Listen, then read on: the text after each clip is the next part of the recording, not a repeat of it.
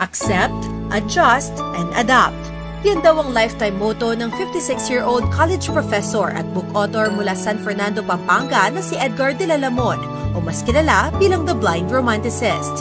Nag-viral ang post ng anak niyang si Edlyn matapos ibahagi ang kanyang proud moment sa pag-attend ng kanyang ama sa isang book fair.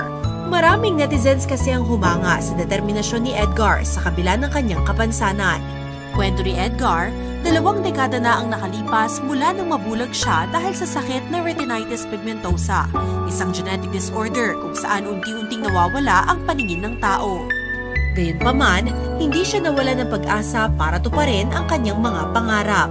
I consulted a lot of doctors. They say the same thing.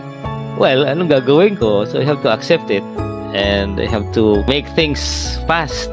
So minadali ko. Habang may nakikita pa, binasa ko lahat ng gusto kong basahin, nag-aral, at ayun, hanggang sa natapos ko yung PhD ko. Nung nasa PhD na ako, talagang hirap na ako noon. Pero nakayanan naman.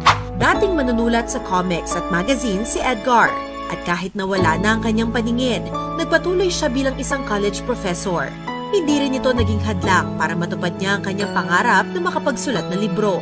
Kwento ni Edlyn, hindi naging madali ang proseso ng pagsusulat ni Edgar, ngunit hanga siya sa tiyaga ng kanyang ama. Hindi po niya sinukuan yung pangarap niya na makapag-publish po ng book. Yung tiyaga lang po niya dun sa Android tablet niya, TalkBack, which is connected po yung computer keyboard doon. Kasi pag naka-on po yung TalkBack, sobrang bagal po ng tablet na mag-function. Kaya dun pa lang po, sobrang tiyaga niya sa pagta-type para lang po matapos yung book niya. Natapos ni Edgar ang kanyang unang libro na pinamagatang Sea of Discord bago pa man tuluyang mawala ang kanyang paningin. Tumatalakay ito sa kasalukuyang tensyon na kinahaharap ng bansa sa West Philippine Sea.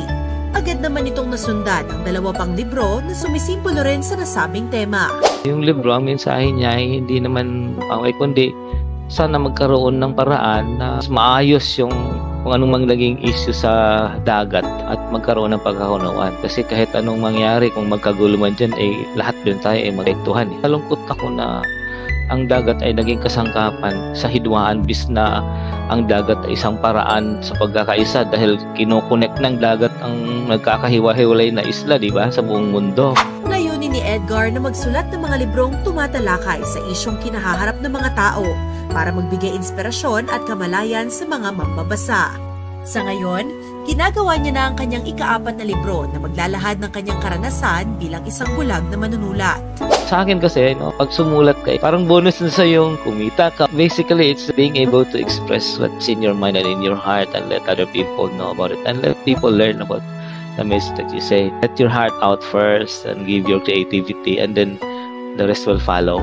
Sana po basahin yung aking libro at sana maging positive lang. May kanya-kanya tayong mga challenges but we can all stand amidst the challenges that we are facing.